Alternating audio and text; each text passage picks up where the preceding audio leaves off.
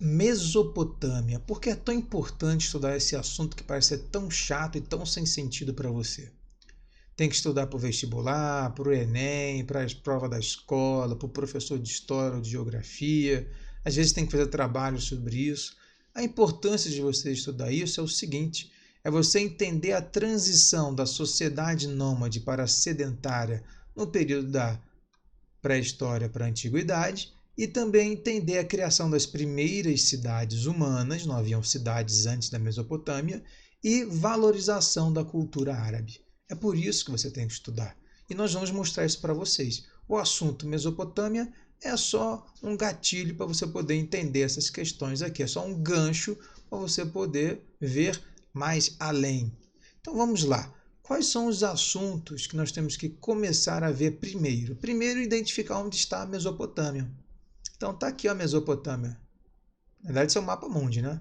Então, se a gente tentar achar a Mesopotâmia, a gente vai dividir esse mundo no meio, naquela linha imaginária entre Ocidente e Oriente, certo? Onde estaria a Mesopotâmia? A Mesopotâmia está numa região chamada Oriente Médio, então só pode estar desse lado aqui. Seria uma região chamada meio que no meio, como se estivesse no meio de algo. A região do Oriente Médio é essa aqui, ó. Mais ou menos essa aqui. Está no meio entre a África, a Europa e o resto da Ásia.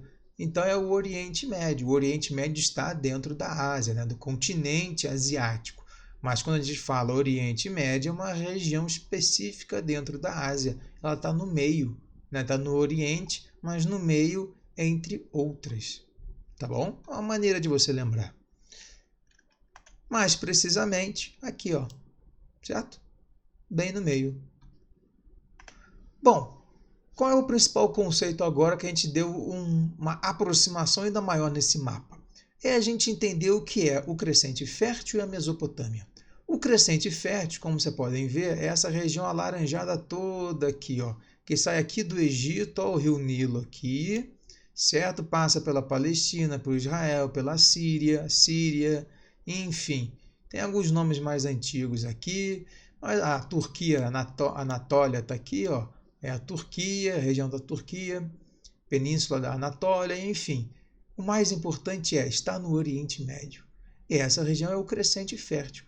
Mas o que significa crescente fértil, né? Vamos tentar entender. O que crescente lembra vocês?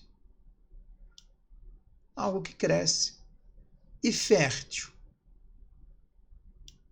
Fertilidade. Então, crescente fertilidade, abundância de fertilidade. Ou seja, terras com água potável que permite a criação de plantas e de animais. Ou seja, a área do crescente fértil. Certo? E nessa área maior existe uma menor. Então aqui, ó, o crescente fértil é maior que região? Mesopotâmia. Essa é a região que nos interessa aqui. Então no Oriente Médio nós temos uma região chamada crescente fértil. No crescente fértil nós temos uma região aqui, ó. Cadê a Mesopotâmia? Está bem aqui, ó. Entre dois rios. Entre os rios Tigre e o rio Eufrates. Então, ó, é a região entre dois rios. Por que esse nome? Porque meso, entre, potânia, rios. Então, Mesopotâmia, a região entre dois rios. Aqui, ó, é toda essa região aqui, é a região da Mesopotâmia, que está entre os rios Tigre e o rio Eufrates, dois rios de água potável. Então, a Mesopotâmia está dentro de uma região chamada Crescente Fértil e o Crescente Fértil está dentro de uma região chamada Oriente Médio, que está na Ásia, certo? Que está no Oriente. Agora vamos entender a diferença entre as duas sociedades. A sociedade nômade, você já deve ter visto isso em algum lugar. Ciganos são nômades, né? Os Gengis Khan com os hunos, enfim... tribos nômades, né? Às vezes povos indígenas tinham aqui no Brasil, no continente americano, tinham características nômades, a África tem sociedades nômades, mas o que significa ser nômade? Nômade basicamente se deslocam constantemente. Eles não ficam fixos, eles não ficam parados, não podem. Mas por que eles não podem ficar parados, que nem a gente faz hoje em dia, ficar sentado em casa? Porque eles não produzem comida e água para se fixarem. Eles não conseguem, não podem, não têm conhecimento, ou a região não permite. Então imagine uma pessoa que vive no meio do deserto, ele não pode ficar parado. Ele tem que estar toda hora caçando, procurando água, procurando os oásis, né? Famosos oásis, regiões com água potável e com terra fértil, mas são regiões bem pequenininhas, então ele fica ali até a água acabar, e que tem um tempo de seca, e vai para um outro oásis, né? Então ele está sempre migrando. Então o nômade, ele migra o tempo todo, ele não pode ficar parado, senão ele morre de fome e de sede. Ele depende muito do bioma local. Se é uma região que chove muito, chove pouco, se tem animal para caçar, se não tem animal para caçar.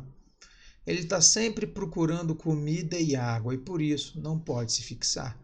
Essa é a principal diferença entre nômades e sedentários, que a gente vai ver agora.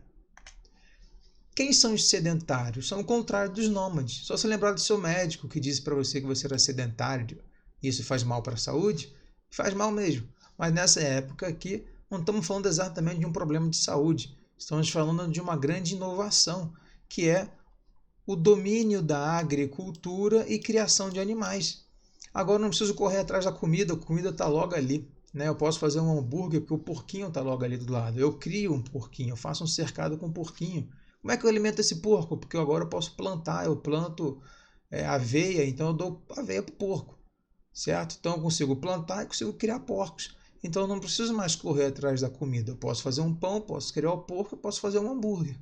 Eu tenho acesso a água potável constante. Eu não tenho que ficar atrás de chuva, não tenho que ficar indo de oásis em oásis. Eu tenho um rio que passa com água potável do meu lado. Eu vou lá e bebo, dou a água para os animais, rego as plantas. Olha que interessante.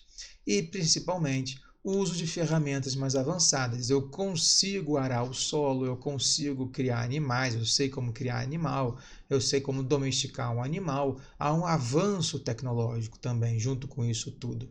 Isso tudo permite sair de uma vida nômade para uma vida sedentária, mas graças a uma região específica. Que região é essa? Mesopotâmia, certo? Meso, entre, potânia, rios, entre dois rios que estão numa região que curiosamente tem o nome de crescente fértil. Então o sedentarismo, né? Nesse caso uma sociedade sedentária, se forma nessa região porque eles têm tecnologia para isso nesse momento histórico, mas principalmente porque o bioma permite. É uma região que permite isso. Então os nômades chegam lá e se fixam, se tornam sedentários. Então, olhando essa imagem aqui agora, que exemplo vocês podem ver disso que a gente acabou de falar? Olha bem aqui para a imagem aqui do lado. Dá um tempinho aí para vocês pensarem. O que vocês podem ver aqui que tem exemplos desse sedentarismo? Nós temos um rio aqui de água potável constante. Nós temos vacas e bois, animais domesticados que dão leite e carne. Nós temos aqui um cão domesticado. Esse sujeito aqui está usando uma enxada. Esse casal aqui está plantando e colhendo. Nós temos as casas, não é mais o camelo ou o cavalo carregando as minhas coisas. Temos um porco domesticado. Temos uma mulher fazendo alguma coisa com instrumentos básicos que ela deve ter criado. Tem dois caras trabalhando aqui. Tem mais casas, ou seja, uma população grande. Nós temos toda uma vegetação presente que indica que o solo é fértil. Olha quanta coisa interessante essa imagem nos mostra para nos diferenciar daquela imagem daquele povo nômade no camelo no meio do deserto. Então essa é a importância de entender sobre a Mesopotâmia, o crescente fértil e essa transição entre nômade e sedentário. Mas aí eu faço a pergunta para você, qual é a consequência disso? Qual é a consequência dessa população ser sedentária? O que acontece quando as pessoas se fixam num lugar, começam a comer, começam a se reproduzir, começam a aumentar a população, precisa de mais água, mais comida, plantar mais plantas, criar mais animais? começa a se criar as primeiras cidades. Agora você sabe por que se criaram as primeiras cidades na região da Mesopotâmia. Não foi na Europa, não foi nos Estados Unidos, certo? Que se dizem o centro do mundo.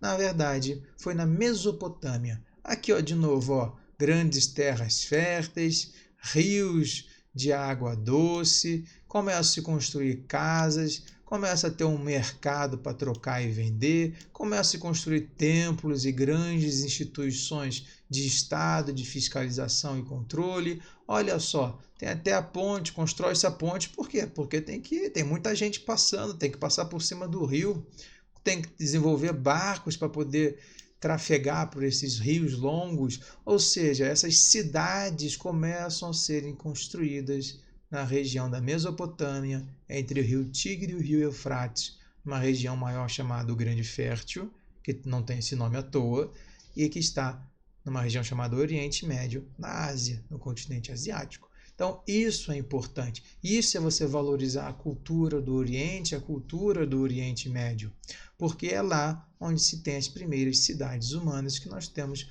conhecimento, certo? Então, agora você talvez tenha uma visão mais correta, mais adequada para as provas que você vai fazer, para os exercícios que você vai fazer, mas também uma consciência mais crítica sobre aquilo que você consome por aí na internet.